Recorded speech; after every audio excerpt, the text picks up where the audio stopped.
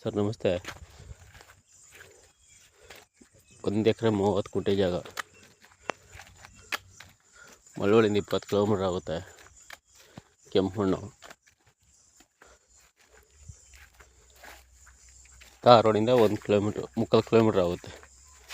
ಇದೇನು ತೆಂಗಿದೆ, ತೆಂಗು ಈ ಜೋಳ ಕಾಣುವಂಥದ್ದು.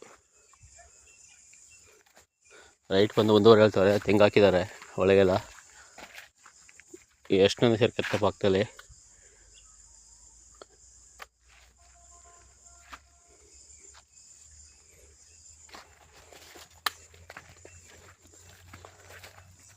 ಕುಂಟೆ ಬಂದು 1.5 ಲಕ್ಷ ಹೇಳ್ತಾ ಇದ್ದಾರೆ. ಹೆಚ್ಚು ಕಮ್ಮಿ ಆಗುತ್ತೆ, ಒಂದು 5,000 ಹೆಚ್ಚು ಕಮ್ಮಿ ಆಗುತ್ತೆ.